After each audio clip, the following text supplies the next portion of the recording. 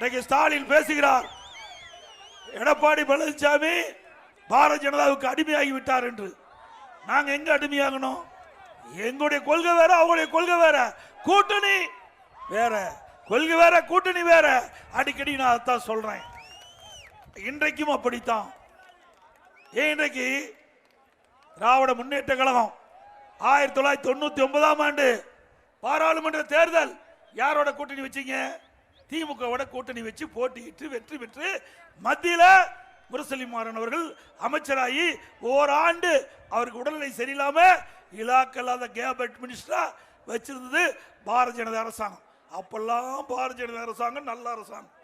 2001 சட்டமன்ற பொது தேர்தல், அப்பொழுது பாரதிய ஜனதா கட்சியோட திமுக கூட்டணி. அப்போ பாரதிய ஜனதா கட்சி நல்ல கட்சி.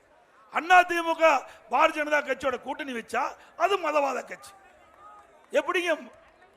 கிராமத்தில் ஒன்று பழமொழி சொல்லுவாங்க, கருப்பு நாயை வெள்ளை நாய் ஆக்க முடியுமா?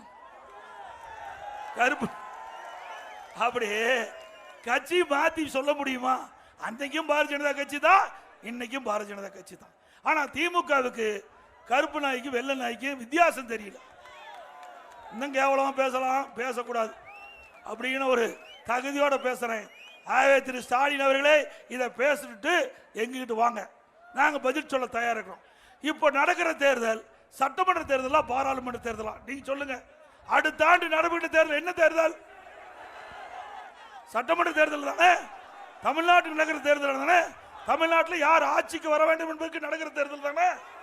ஆனா ஸ்டாலினுக்கு மறந்து போச்சு. ஸ்டாலின் மறந்து போச்சு. டெல்லியில் இருக்கிற தேர்தல் நினைச்சுக்கிட்டே இருக்கிறார். அதனாலதான் பாரதிய ஜனதா பத்தி பேசிட்டு இருக்காரு. அண்ணா திமுக பத்தி பேசவே முடியல. ஆக திரு ஸ்டாலின் அவர்களே, இது நாடாளுமன்ற தேர்தல் அல்ல, சட்டமன்ற தேர்தல் அடுத்த ஆண்டு வருது. சட்டமன்ற தேர்தலில் யார் ஆட்சிக்கு வர வேண்டும் என்கின்ற தேர்தல். அந்த தேர்தலில் அண்ணா திமுக வர வேண்டும் என்று மக்கள் முடிவு செய்து விட்டார்கள். பிளே ஸ்டோர் மற்றும் ஆப் ஸ்டோரில் இருந்து பாலிமர் செயலியை QR கோடு மூலம் பதிவிறக்கம் செய்யுங்கள். செய்திகளை உடனுக்குடன் பெறுங்கள்.